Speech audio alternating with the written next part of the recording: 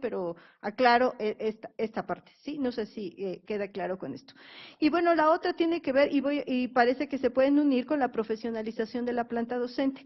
Aparentemente, miren, lo que sucede con esta reforma es que parece que no existía antes y que ahora sí existe. Que antes no teníamos maestros de calidad y después de la reforma vamos a tener maestros de calidad. Que antes los maestros no trabajaban en lo que tenían que trabajar y ahora van a trabajar en lo que tenían. Es un discurso muy engañoso en ese sentido, ¿no? Antes no sucedía, ahora ya va a suceder. Es un poco lo que Ángel decía al principio, ¿no? Una reforma que rescata todos los males de la sociedad y el mundo y la galaxia, y que pone en organización ahora con nuevos procesos. Los maestros sí se han profesionalizado porque tenían no solo un programa específico, sino un catálogo digamos, de posibilidades.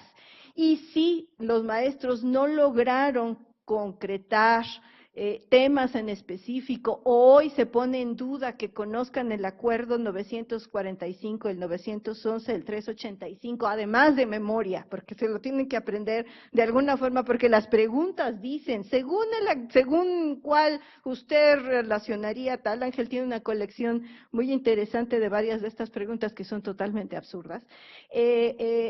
Si aún así al docente le recae, ustedes no están actualizados con las nuevas tendencias pedagógicas o la enseñanza de los nuevos contenidos. Quienes daban formación al magisterio era el Estado. Quien decidió cuál era el catálogo de formación fue el Estado.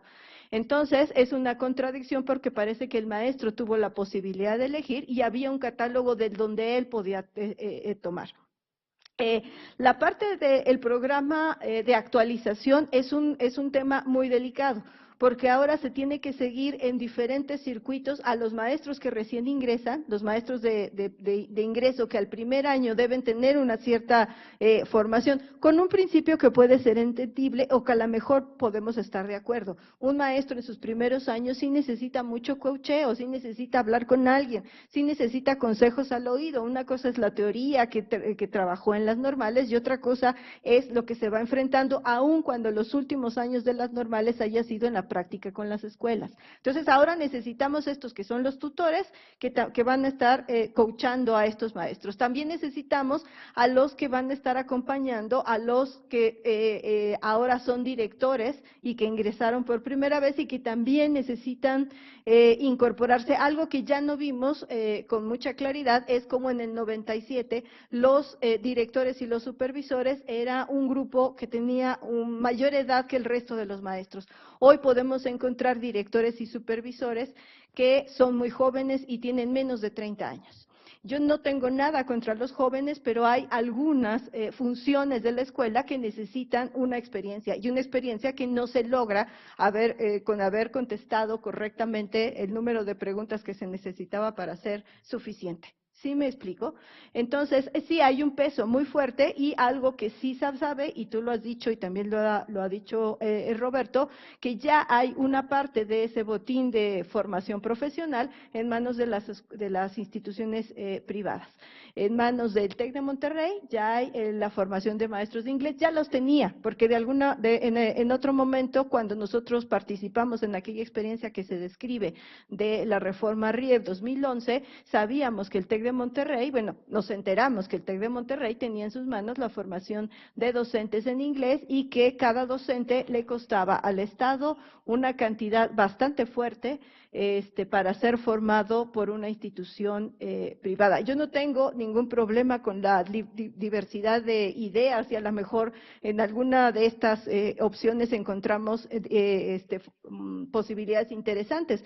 Lo que yo digo es porque el dinero del Estado tiene que pasar a una institución de este tipo, además de todo el mercadeo que se va a abrir con los nuevos cursos de formación para los que no lograron el suficiente, sino que quedaron en una situación vulnerable y que aparentemente se les van a diseñar ad hoc o en línea, que es, digamos, un poco más complejo todavía, un curso de formación y actualización. Cuando muchos de ellos tuvieron grandes dificultades para subir en la plataforma sus evidencias que tenían que acompañar al expediente, ¿no?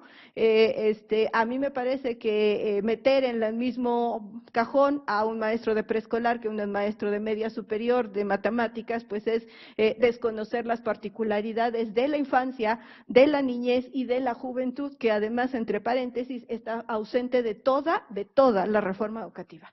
Parece que los niños somos los receptores y que no tienen posibilidades, los niños, los jóvenes, los receptores, y que no tienen posibilidad también de decidir y de reconvertir estos aprendizajes en otras cosas, ¿no? Ahí ni siquiera estamos a la vanguardia, ni siquiera estamos en los últimos, podemos tener muy buenas teorías pedagógicas, pero ni siquiera reconocemos al otro que ya no es tan menor, ¿no? Que sabemos que los niños y los jóvenes construyen una forma de ver el mundo y que posiblemente esa forma de ver el mundo sea mucho más importante que la que se construye en la escuela. Gracias. Bueno, tengo una pregunta sobre la autonomía y ahí quisiera recordar lo que dice el la fracción tercera del artículo tercero constitucional, que señala que el Ejecutivo Federal determinará los planes y programas de estudio de la educación preescolar, primaria, secundaria y normal para toda la República. Es decir, hay una determinación central muy vertical sobre quién está decidiendo qué es lo que debe conocer el país, sus niños, sus jóvenes. Entonces, aquí hay una serie de dilemas. Somos una nación federal con estados soberanos. ¿Cómo diseñar un sistema educativo que no sea autoritario, que no sea vertical y que al mismo tiempo reconozca que somos una nación y reconozca que somos una nación plural? Esa es la gran pregunta que tenemos que resolvernos y respondernos. Y yo creo que en el esquema actual que tenemos de la SEP centralizada, esta fracción del tercero constitucional, no podemos avanzar en la discusión y en las propuestas respecto de cómo vamos a combinar el hecho de ser una nación y de ser una nación plural. Me parece que tenemos que cambiar el esquema. Y para eso la autonomía es un concepto muy nuestro, muy latinoamericano, muy probado. La UNAM tiene 75 años de experiencia, y experiencia no en preescolar o primaria, sino en la formación de profesionistas de alto nivel y posgraduados, etcétera. Y podemos ver cómo a nivel de todos los estados existe una universidad autónoma y no ha resultado el experimento en una disgregación total, al contrario, hay como muchas líneas convergentes. Entonces sí podemos pensar, por ejemplo, en una autonomía del sistema educativo nacional a partir de regiones o de estados, no en una autonomía de cada escuela, ¿no? De repente ya la escuela José María Morelos y Pavón dice, pues soy autónoma y ya háganle como quieran. No, sino una autonomía por regiones o por estados, depende, a veces coinciden las regiones culturales, económicas, políticas con las demarcaciones federal, de la entidad federal, a veces no, y que podamos tener una discusión nacional respecto de qué es lo nacional y qué es lo regional. Y ese es un proceso, no hay una solución así planteada. Pero repito, el esquema que tenemos actualmente, y peor con la reforma esta que se acaba de establecer, pues se va a volver todavía más difícil avanzar hacia lo que podría generar un potencial de creatividad, de conocimiento, de ideas, de formación enormemente rico en un país tan diverso como es México. Y vemos otros países que lo pueden hacer, y no se puede. ¿Por qué? Porque de nuevo la reforma es una camisa de fuerza para la educación en este país. La va a ahogar más de lo que ya lo ahogan otras muchas ideas de centralización. La descentralización del 92 fracasó porque lo que pasó fue que la SEP se clonó, se convirtió en una serie de SEPs pequeñas a nivel de cada estado. Y cada estado decía, yo tengo la competencia de conducir la educación. Y no me vengan con que la participación y todo lo demás. Yo soy el responsable, el conductor de la educación a nivel estatal. Y claro, así lo que tuvimos fue corrupción, tuvimos cacicazgos, tuvimos planes de programas de estudio de temas religiosos, por ejemplo. En fin, una serie de distorsiones importantes. Entonces, es un proceso que había que empezar a pensar. Pero así como estamos con esta reforma, ni siquiera se nos da la libertad de poder empezar a pensar en el sentido de ya hacer propuestas que sean traducibles inmediatamente a la práctica. Gracias. Y agradezco pues la invitación. Y vamos, no tiene que ser la última, todavía tenemos un poco de tiempo y vamos a abrir una nueva ronda. Habían pedido la palabra aquí, después con muchísimo gusto. Y si hay alguien más, aquí hay una tercera palabra, y si hay alguien más que quiera compartir su reflexión o preguntas, Sí. todavía tenemos 20 minutos para aprovechar este espacio y antes del cierre. Digamos, también pueden preguntarle a cualquier persona que esté en esta mesa o compartir sus propias reflexiones. Adelante. Muy buenas tardes, mi nombre es Jorge Iván, soy estudiante de esta facultad, noveno semestre, y soy adheriente de la coordinadora de la sección 15 de Hidalgo. El sábado pasado realizábamos nuestro primer foro estatal sobre educación alternativa, en la cual la mesa en la que estaba yo participando correspondía a los fines y propósitos de la educación. Y entonces enlistábamos una serie de conceptos para lo cual nosotros íbamos a proponer los fines. Y nos dábamos cuenta después que esos mismos conceptos están incluidos en la currícula y en el nuevo modelo educativo. La pregunta es, ¿cómo nosotros como estudiantes construimos o reconstruimos esos conceptos para apropiarnos? Porque pareciera que ellos han apropiado de los conceptos, pareciera que ellos se han apropiado del concepto, por ejemplo, de gratuita. Ayer el video de doña Carmen en el estado de Veracruz, en el cual le quita los libros a los niños porque sus padres no han pagado la cuota, pero les dicen que los libros son gratuitos, es fuera del marco legal, es el reflejo de la arrogancia de nuestros dirigentes en el ámbito educativo que se traslada a los padres de familia y que los han hecho suyos también. ¿Cómo nosotros desde el espacio académico reconstruimos esos conceptos o solamente nos vamos a quedar otra vez como meros consumidores de lo que ustedes muy amablemente nos vienen a decir, a advertir de sus conocimientos que ustedes ya tienen? La otra pregunta va enfocada hacia dónde debe ir la coordinadora. Hace rato usted decía, el doctor Hugo Aboites, que buscaba no solamente un modelo diferente de educación, sino también un país diferente. Bueno, pues ¿cuál es el modelo de país que quiere la coordinadora en el ámbito en general?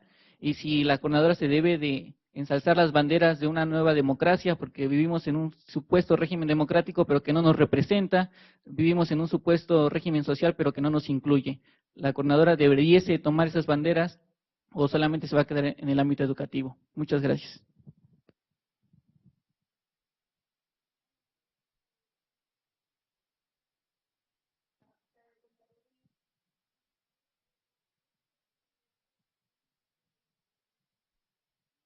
Es la siguiente, son dudas que tengo.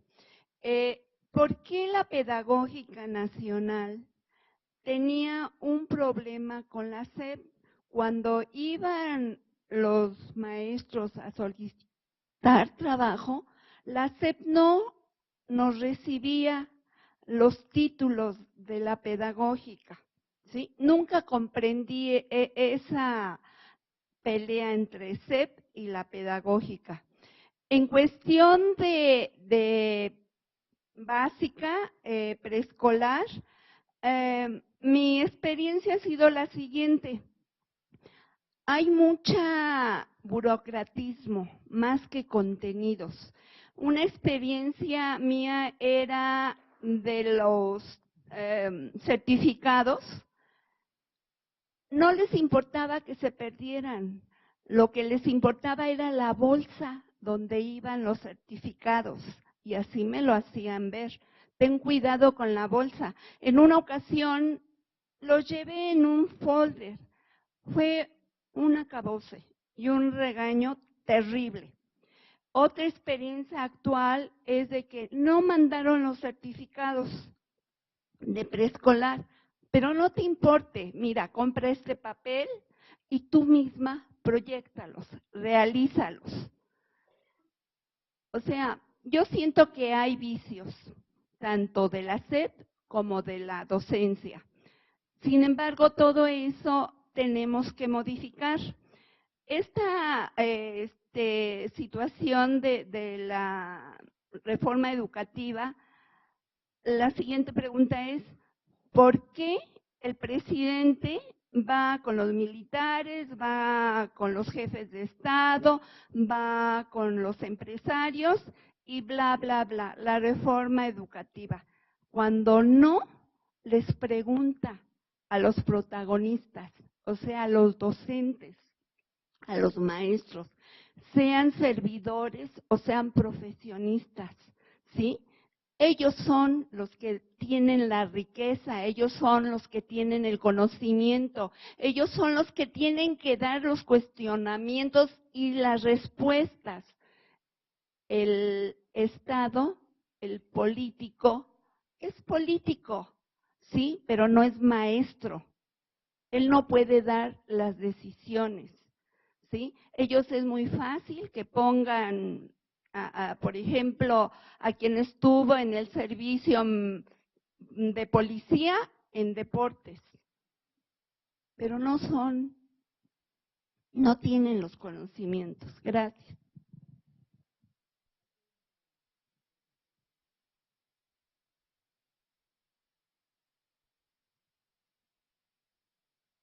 Bueno, mi nombre es José Andrés Peraza y soy un ciudadano mexicano. Y quiero apelar a la Constitución de los Estados Unidos mexicanos y particularmente al artículo 39 constitucional, en el cual dice que la soberanía nacional radica originaria y sustancialmente en el pueblo, y que los poderes públicos dimanan del pueblo para beneficio de éste, y que el pueblo tiene en todo momento el derecho inalienable de modificar su forma de gobierno. Ahora bien, afirmo lo siguiente con toda responsabilidad. En las reformas constitucionales, todas las reformas constitucionales, se viola este artículo. Las reformas constitucionales son elaboradas violando la soberanía del pueblo, pero paradójicamente con otro artículo constitucional que me parece que es pseudo constitucional, que es espurio, y que es el artículo 135, donde le otorga a los poderes públicos, es decir, al Senado Federal, a la Cámara de Diputados Federal y a las cámaras de diputados de los Estados libres y soberanos federados, la soberanía para hacer reformas constitucionales, lo cual es una contradicción inabyecto, es una ilógica total, ¿no? Y yo creo que en este momento estamos más allá ya de procesos electorales o a ver si los maestros apoyan a Morena o a un partidito o qué otro partido. Sí, creo que nuestro país está ante la necesidad de ir a un nuevo constituyente general. Si no se trata solo de que vaya la Ciudad de México a un nuevo constituyente, es decir, que el conjunto del país tiene que ir a un nuevo constituyente, a casi ya 100 años del constituyente del 17. Sería mi posición, mi reflexión, la que me permito.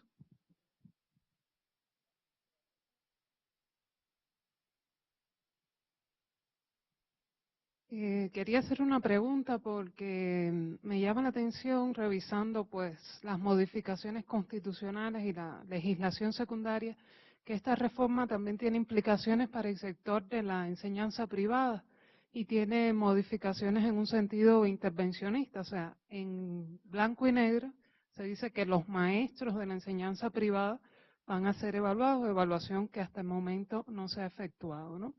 Entonces, realmente viendo documentos y sin chocar con, digamos, la experiencia práctica de los docentes de la enseñanza privada ni de los centros privados, mi impresión es que al menos en los niveles obligatorios, la supervisión de la SEP sobre los planteles privados es bastante desarrollada. La impresión que tengo es la contraria. No sé, o sea, he estado en esa dinámica. No me parece que es muy flexible, no me parece que está sobrecontrolada. Pero quisiera tener el feedback de especialistas, ¿no? Y lo otro es, lo que sí estoy segura, por lo menos ya lo digo en la letra de la ley, es que sí hay como un movimiento, al menos una intención de aumentar ese, o sea, se especifica que van a estar sujetas a inspección obligatoria al menos una vez al año las escuelas, que los maestros tienen que evaluarse, que se van a tomar medidas correctivas. No sé cómo ven este proceso hacia el sector de la enseñanza privada, que en enseñanza obligatoria no es el más representativo, la enseñanza pública es mucho, supera en amplia magnitud, pero que hay un movimiento muy interesante ahí, sobre todo cuando uno tiene metido en la cabeza que el Estado lo que va a tender es a desregular todo lo que es privado, y no me parece que sea ese la tendencia. No hay ninguna cuestión más en la sala. Le pediré a los ponentes en la mesa, después de que hagan una última intervención de 2 o 3 minutos para cerrar este acto. Adelante, maestra. Bueno, yo soy académica de la Universidad Pedagógica Nacional y quiero felicitar a los compañeros que dieron este foro. Como ya se ha dicho, la reforma educativa fue diseñada por grupos empresariales, principalmente por Mexicanos Primero. Fue impuesta sin consulta a los principales actores, que son los maestros, y a los especialistas e investigadores. La pregunta que nos hacemos es, ¿por qué los empresarios deciden el futuro de la educación del país? Pues porque buscan promover negocios en el sector de la educación pública, al igual que ocurre en Estados Unidos. ¿Cuáles son estos jugosísimos negocios? Dos de los más grandes negocios que se realizan a través de la modalidad de las APP, asociaciones público-privadas, que operan no solo en la reforma educativa, que es una de las reformas estructurales, sino también en otras de las reformas estructurales, como la energética. Esta modalidad de las APP, o asociaciones público-privadas, consiste en una transferencia de los recursos públicos a la iniciativa privada. Y dos grandes negocios que están aquí en juego para la educación es el programa de Escuelas al 100, para el manejo de la infraestructura educativa de las escuelas de educación básica, para lo cual se ha firmado un convenio con la Bolsa Mexicana de Valores, y la operación de este programa estará a cargo del Banco Invex, que es la mayor financiera de América Latina. El otro gran negocio, en referencia a una pregunta que planteó también por ahí un compañero, es en referencia a la capacitación de los maestros, a la formación docente, donde se ha realizado un convenio con el Tecnológico de Monterrey para que se encargue de la formación docente, otorgándole una cuantosísima suma de 1.800 millones. La pregunta que nos hacemos nosotros desde la Universidad Pedagógica es, ¿por qué no se destinan esos recursos para fortalecer a las unidades de la Universidad Pedagógica Nacional, que operan en todo el país? Hablamos de 280 unidades que están en el país, muchas sin presupuesto, sin figura jurídica propia. ¿Por qué? Bueno, pues porque los propios funcionarios de la SEP están vinculados con el Tecnológico de Monterrey.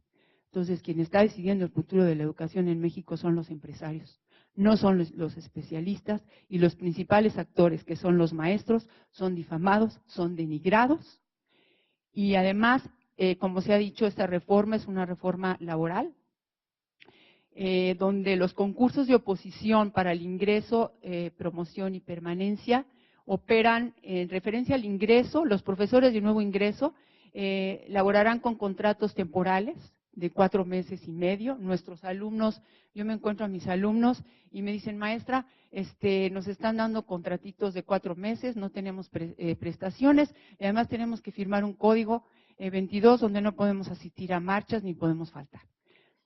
En referencia a la promoción, no se toman en cuenta los estudios realizados por los maestros. Y esto pone a UPN en una situación de que no tiene ya razón de ser, de que pierde su sentido precisamente la universidad pública que fue creada para la formación de los docentes y que cuenta con especialistas muy capacitados para el apoyo en didáctica de las matemáticas, en didáctica de la lengua, etcétera.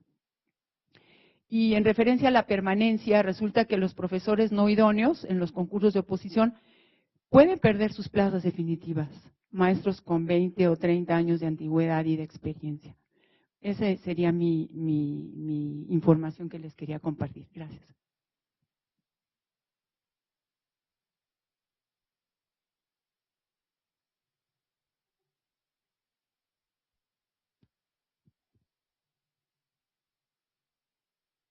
La verdad, yo en lo que he leído de la ley del INE y de la ley del servicio profesional docente no encuentro una afirmación general de educación, pero lo que estamos observando, por lo menos como políticas públicas, ustedes fíjense que todo lo que se aplica para las universidades públicas o para la educación superior pública, nada de eso afecta a las instituciones de educación superior privadas.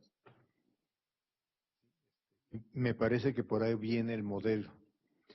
A mí me gusta la idea de Hugo, aunque yo encuentro, de autonomía, aunque yo encuentro que en la educación rural mexicana ya se está realizando.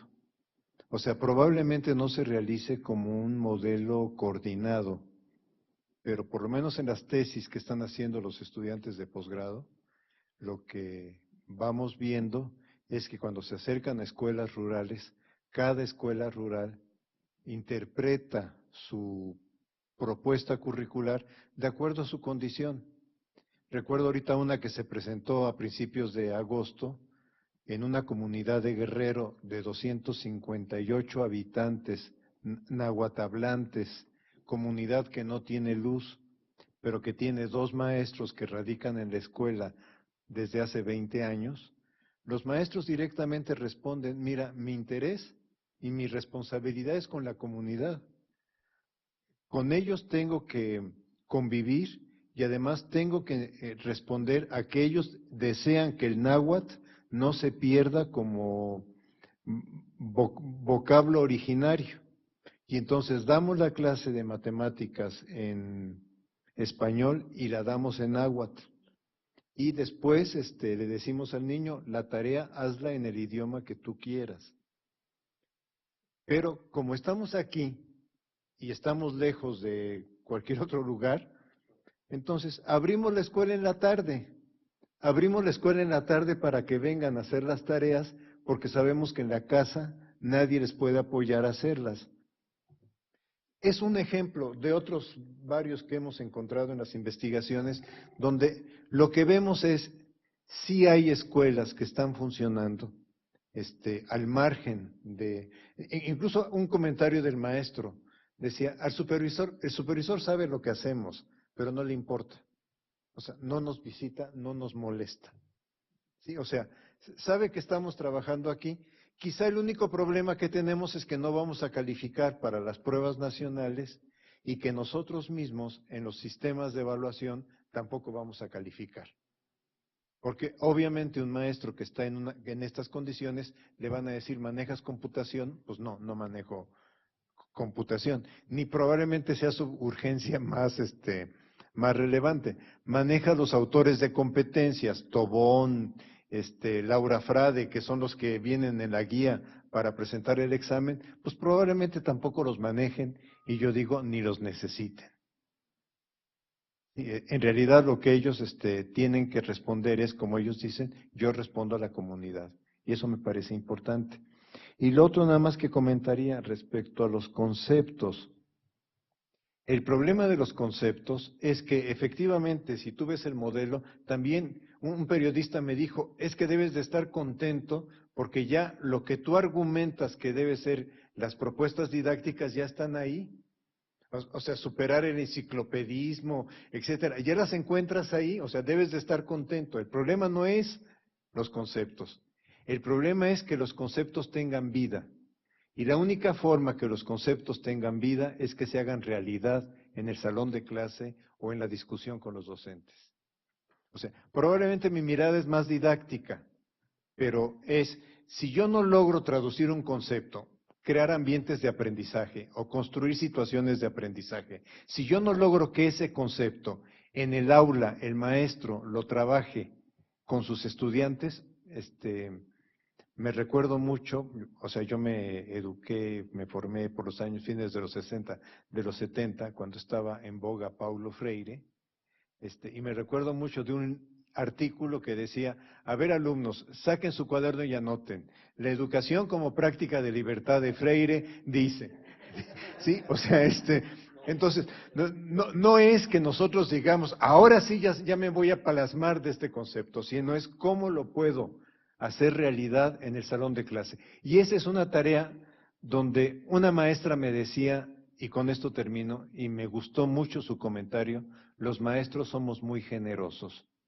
Cuando nos dicen hay que trabajar por constructivismo, empezamos a estudiar constructivismo y vemos cómo lo adaptamos a nuestra realidad. Cuando nos dicen ahora es competencias, nos ponemos a estudiar el tema competencias y vemos cómo lo vamos incorporando a nuestra realidad. Entonces, yo creo que esa virtud, esa cualidad del maestro de decir, lo que me importa es cómo lo llevo al salón de clases, es lo que no debemos perder en el país.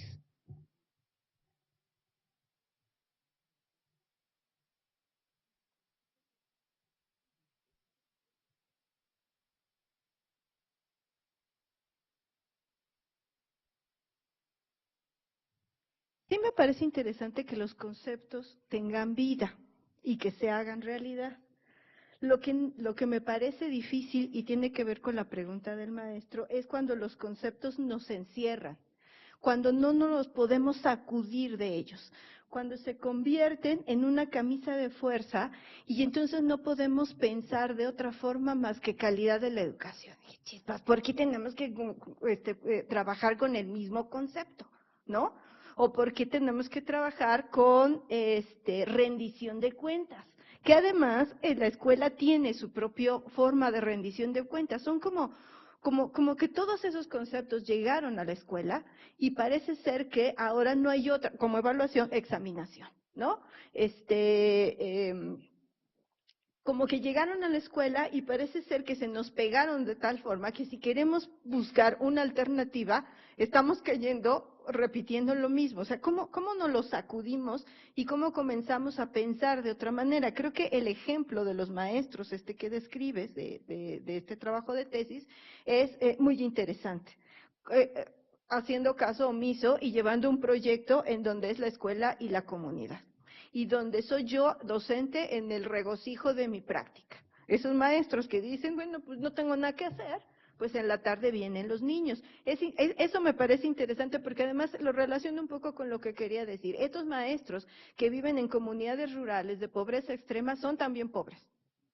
O sea, no pueden estar en otra categoría porque viven en esa situación. O sea, viven la escasez, viven la pobreza, viven la falta de todo, independientemente que tengan 3 pesos más que el resto de la población. O sea, viven en esas condiciones y eso parece no verse, ¿no? Eso queda como separado, viven sin luz, viven sin computadoras, viven sin la actualización de los nuevos temas, viven en otra dimensión, sin embargo son tratados igual que todos. Suben las evidencias en una computadora donde hay las evidencias físicas fotografiadas con ciertas características, ¿no? O sea, aquí la diversidad parece que a pesar de que sabemos que existe, no existe en realidad, porque son tratados todos de la misma manera.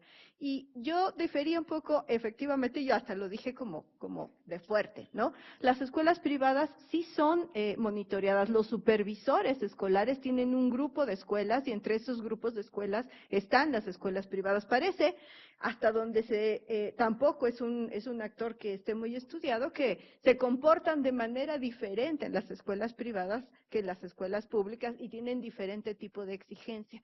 Y creo que también hay que pensar que las escuelas privadas no son un todo homogéneo. Yo hacía como una broma, pero bueno, no es una broma, es un símil. Antes de la reforma de preescolar, teníamos un Kinder Winnie Pooh que alguien abría en la cochera de su casa, ¿no? Entonces ponía un Winnie Pooh, abría la cochera de su casa y ese era el Kinder Winnie Pooh. Con la reforma, todo esto se tiene que acomodar en una estructura con los maestros tituladas, etcétera, etcétera. Pero de todos modos existen todas esas formas de ser una escuela privada. O sea, estamos hablando de grandes colegios privados en educación básica, pues sí, además fueron convocados para esos grandes colegios privados. Ahí había representantes de esos grandes colegios privados en la discusión del modelo, y decía, qué bonito, o sea, el Alexander von Humboldt estaba representado ahí en la discusión, pero no estaba la Escuela Emiliano Zapata, que está ahí junto en esa misma colonia, pero estaba aquel otro representante por algún valor, ¿no? A mí me parece que las escuelas privadas son todas diferentes y efectivamente la ley dice y serán evaluados. Yo creo que los maestros de las escuelas privadas son evaluados de otra manera. Las exigencias que tiene la escuela privada sobre ellos son fuertes hasta a tal grado que tiene que ver con la forma de pensar, con sus creencias éticas o morales y hasta con la forma de vestir. O sea, eso más amarre de ese maestro no me parece. Creo que también están muy alejadas de la posibilidad de analizar qué sucede en esos espacios, ¿no? Pero sí, efectivamente yo te doy la razón, sí, igual que tú yo leí ese enunciado que dice, y los maestros de las escuelas privadas también serán evaluados. No necesariamente dice por quién, pero de alguna manera está ese escenario de a ver cómo le van a hacer, ¿no? Y qué va a pasar en relación a esto. Nada más un último, cuando nosotros fuimos con los primeros egresados de las escuelas normales, que iban a ser los primeros egresados en hacer su examen de ingreso, yo les preguntaba que si no lograban el puntaje para tener una plaza, ¿cuál era su plan B? Y ellos decían, pues mi plan B es entrar a una escuela privada. Y yo un poco poniéndole un escenario no negativo, decía, ¿y tú crees que la escuela privada te va a decir, hiciste el examen de ingreso y lo pasaste y no lo pasaste y ahora quieres venir a pedir permiso, a pedir trabajo aquí? Por supuesto que las escuelas privadas van a tener una posibilidad de elegir mucho más grande de lo que tienen en este momento, ¿no? Creo que también son fenómenos que se van interconectando y que no son vistos en toda su magnitud cuando se aprecia una cosa de este tamaño. Muchas gracias. Maestro, no me sé la historia de la pedagógica y por qué esa discusión, pero yo creo que la profesora a lo mejor tiene algunas hipótesis al respecto y que me gustaría también escuchar. Tres cosas nada más. La apropiación de los conceptos, efectivamente hay que hacer esa tarea. Y hay que hacer la tarea primero criticando los conceptos que están en la propia reforma educativa. El término calidad, por ejemplo, aparece en la Ley General de Educación, en el artículo 3º constitucional, la modificación del 3º constitucional, aparece en la ley del INE, aparece en la Ley General del Servicio Servicio Profesional Docente, con 4 definiciones distintas en cada uno de ellos. La primera crítica que puede uno hacer es que no es un concepto válido, ¿sí? Entonces, empezar a crear nuestros propios conceptos. Creo yo que sin usar las palabras, porque entonces entra uno en una confusión tremenda con quienes está uno dialogando. Segunda cuestión, yo quiero irme a vivir al lugar o a la región o al estado donde es la profesora Rosa, la profesora Rosa, de Cuba. Porque no, lo que encontramos nosotros es que las facilidades que le otorgan la educación privada son enormes. Lea, por ejemplo, el artículo 55 de la Ley General de Educación, y dice que para abrir una escuela privada necesita personal que acredite la preparación adecuada para impartir educación. 2, las instalaciones que satisfagan las condiciones higiénicas. 3, planes y programas de estudio que la autoridad otorgante considere procedentes. Y nada más, y con todas las interpretaciones que tiene esto. Luego, en el artículo 30 de la Ley General de Educación establece que debe haber evaluaciones del INE en las escuelas particulares. Pero termina en lo de las evaluaciones. No sigue al artículo 53 en la ley la ley del servicio profesional docente, donde dice que a la tercera va la vencida y serán removidos del nombramiento. Eso no lo dice para las privadas, es decir, que están exentos, serán evaluados, pero no estarán sujetos a la remoción del nombramiento. Entonces, pues yo creo que falta mucha más reglamentación a las privadas, mucha más responsabilidad respecto a la educación que ahí se imparte. Y finalmente, ¿por qué los empresarios tienen tanto interés en la educación? Estoy totalmente de acuerdo con lo que dice la maestra Tonda, que hay estos intereses más inmediatos, pecuniarios, pero está sobre todo, me parece, esta idea de la misión divina, esta idea del destino manifiesto. ¿Quién es el sector más enterado, educado, preparado para dirigir la nación, la educación y todos sus anexos? El empresariado. ¿Sí? Es como una especie de idea de que en la sociedad nosotros, empresarios, debemos gobernar. Somos los que sabemos construir un país. Y esto es muy peligroso, sumamente peligroso. En muchas publicaciones, en distintos lugares, por ejemplo, la Revolución Mexicana se entiende como un paréntesis desagradable. ¿Sí? La Revolución Mexicana del 1910 y las décadas, las pocas décadas que prosperó, se entienden como eso, como un paréntesis. Todo iba bien con Porfirio Díaz, los ferrocarriles, los ingenios, etcétera, la industria, y vino, carambas, ¿no? Este paréntesis, pero ya recuperamos el paso. Están viviendo esa noción. Todo lo demás es cierto, pero también está esto del destino manifiesto. Y me toca la encomienda de apagar las luces y cerrar y agradecerles muchísimo la atención, la invitación y poder participar en este debate tan interesante, aunque siempre el tiempo es el peor enemigo. Muchas gracias.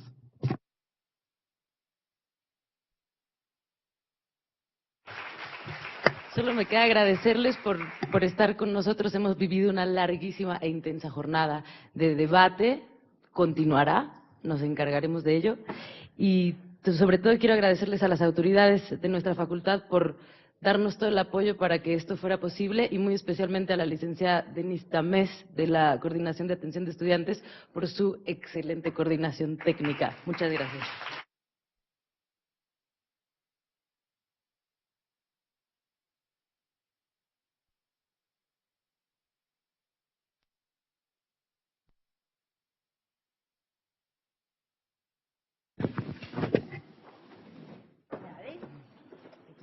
Ya salió.